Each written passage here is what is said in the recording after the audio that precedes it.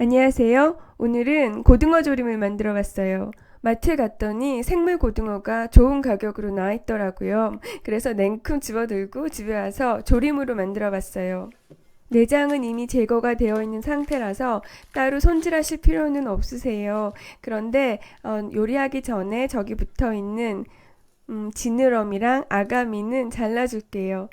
생선살은 보면 볼수록 정말 신기해요. 너무너무 부드러운 살에 플라스틱 같은 지느러미랑 아가미가 붙어 있거든요. 그대로 조리하셔도 되지만 지저분하니까 요리하기 전에 그냥 가위로 잘라줄게요. 저기가 내장이 있던 부분이에요. 그러니까 뱃살인데요. 정말 운동 한 번 안 한 몸이에요.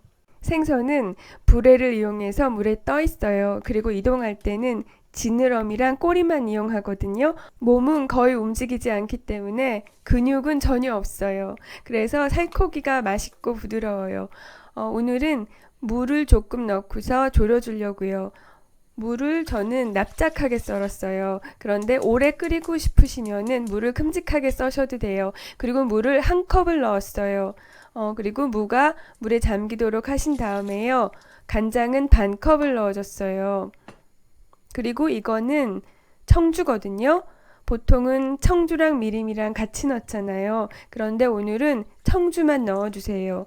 그 이유는 생선 요리에는 단맛이 강한 미림은 별로 잘 어울리지 않기 때문이에요. 흰살 생선이나 연어는 단맛하고는 전혀 어울리지가 않아요. 그런데 오늘은 고등어거든요. 고등어는 등푸른 생선이잖아요. 등푸른 생선 같은 경우에는 단맛이 들어가는 재료랑 사실은 어울려요. 그래서 오늘 무도 넣었어요.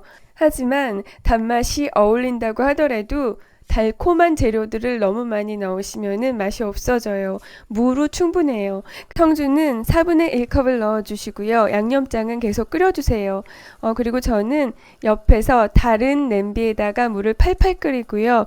여기에다가 고등어 조각을 하나씩 하나씩 데쳐줬어요. 오랫동안 데치실 필요는 없는데요.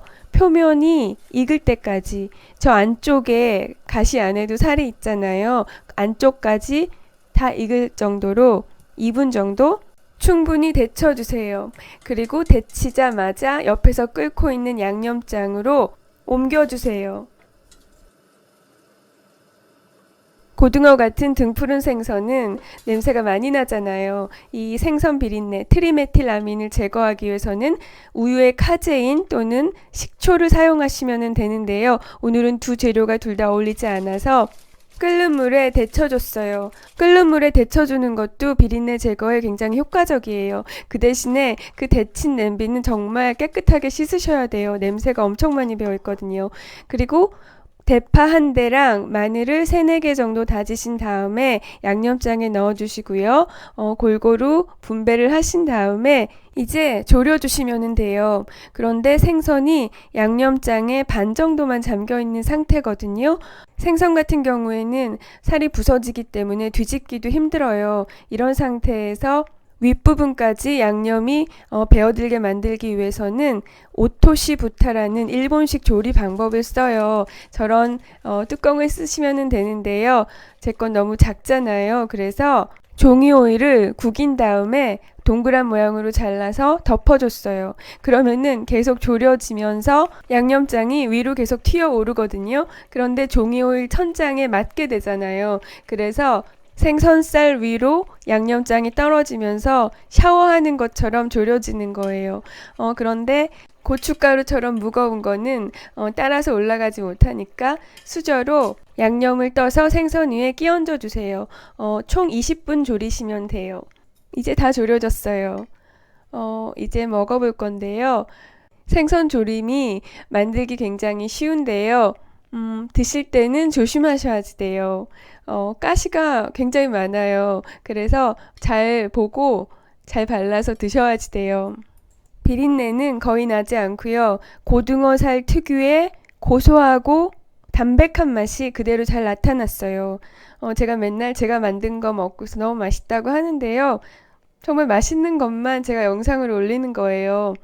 자세히 보시면은 제가 아까 손질한 생선이랑 지금 완성된 생선이랑 달라요.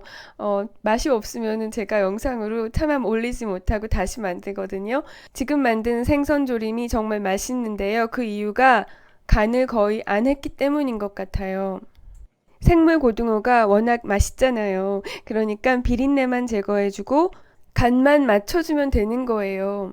만약 여기에 설탕이나 미림처럼 단맛이 강한 재료가 들어가면은 생선살의 고소한 맛은 죽으면서 비린내가 훨씬 더 강하게 느껴져요. 고등어나 다른 등푸른 생선 이 방법으로 조림 만들어서 드셔보세요. 네, 오늘도 봐주셔서 감사합니다. 안녕히 계세요.